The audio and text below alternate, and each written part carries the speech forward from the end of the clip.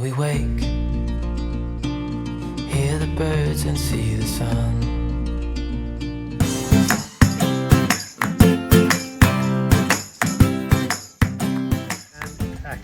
Hi, I'm Joel Marshall from Lunch Therapy, and I'm here in La Paz, Mexico, talking to Juan Pedro Rodriguez. He's getting his PhD in sharks, is that right? Yeah, that's correct.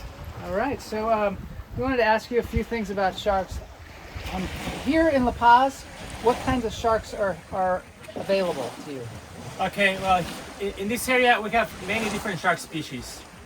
The one that are most common and most famous here in the Gulf of California in this area are the whale shark. That have a juvenile whale shark feeding ground here just south of the bay. And what La Paz became world famous in the early 70s and the 80s is the Scalloped Hammerhead. That is my topic species. The hammerhead shark. Yeah, the Scalloped Hammerhead. Once in the early 70s through the 80s, this was the best place in the world to scuba dive with Scalloped Hammerheads. Why are they called that?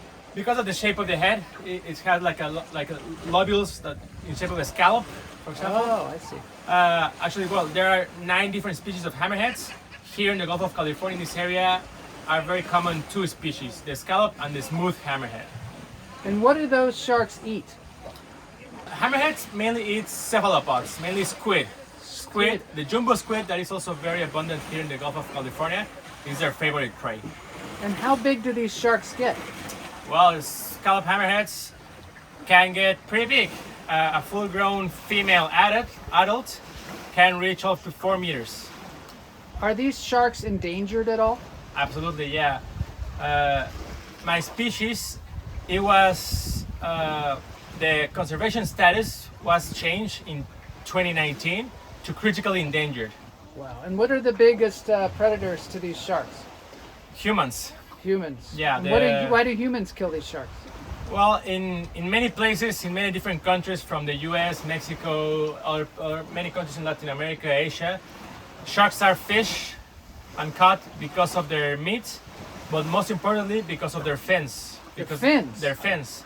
Their fins are considered a delicacy and a gourmet type of meal that has a very high status symbol in the Asian markets and the Asian families. So the fins that are completely made of cartilage, it's the most valuable piece of a shark. So most industries worldwide catch sharks mainly because of their fins, and the meat is a secondary product that is consumed locally. The fins are exported to Asia and the meat is consumed locally.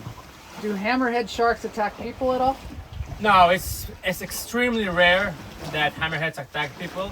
Actually, shark attacks to people in general are very, very rare. It's been, I think, 2020, it was a total of, I think, 6 people die in the world. In the world? Of a shark attack. And how many in the world? How many sharks died from human attacks? Calculated. It's very hard to estimate to calculate an actual number because there are many different species of sharks, but it estimates that humans catch and fish between 80 and 100 million sharks a year. 80 and 100 million sharks we kill every year. Every year.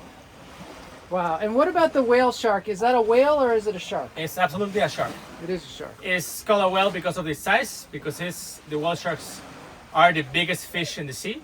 Sharks are fish. The whale shark is the biggest fish. The biggest fish in the sea. Yeah, that's it. But it's completely and absolutely a shark. And what does it eat? It's a little bit ironic because it's the biggest fish in the sea and feeds on one of the smallest animals at sea. They are filter feeders. They feed on zooplankton. They filter the water, the ocean water, and they separate the water from the phytoplankton and zooplankton. That's their main food. Like teeny tiny micro animals that live adrift in the ocean currents. That's what they eat.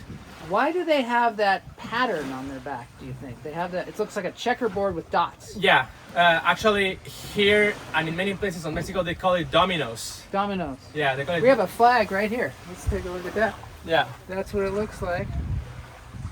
Wow. Why do you think they have that? It's almost like they're they're a leopard or something. Yeah, or- it's interesting because they developed that kind of mimetism. All of the sharks have like the dorsal part of their body is darker than the ventral part. That is to, for example, when you're seeing a shark from above, you see the dark shade of the dorsal part. So it camouflages with the rest of the ocean. And when you see a shark from below, the belly, the white belly also camouflaged because of the sunlight. So that is to deter predators and to surprise their prey. The reason of this particular pattern of the whale shark is not very well studied because they are not predators; they are filter feeders. So it's one of those evolutionary characteristics that stay with them, but it hasn't been studied if this kind of pattern can benefit them in somehow, because since they are very big, they have very few prey in the natural world. So pretty much the only species that can prey of a whale shark are orcas, and that's it. Oh, orcas can Yeah. eat whale sharks. Orcas can eat whale sharks. There are several records of orcas eating hammerheads, tiger sharks, white sharks, and whale sharks. Yeah. Do you get any orcas down here? Yeah.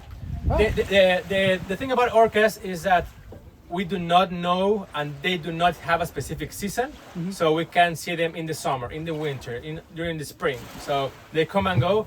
The orca population in the Gulf of California is not very big. Here in this area, we have identified a couple of pots. That's how we call a specific family of dolphins, because orcas are dolphins, are not whales. Orcas So are dolphins and not whales. They move along. Probably they can move 100 kilometers a day, so they move back and forth all the time. So it's very hard to see them, because it's just a matter of luck if you get to see them by chance, that you're just navigating in the same path they are. But yeah, there are orcas here year-round in the Gulf of California. And if someone wants to come down here to La Paz and see some whale sharks with you, what is the name of your company? My company name is Shark Encounters Mexico. Okay. We are, as you say, we're based here in La Paz.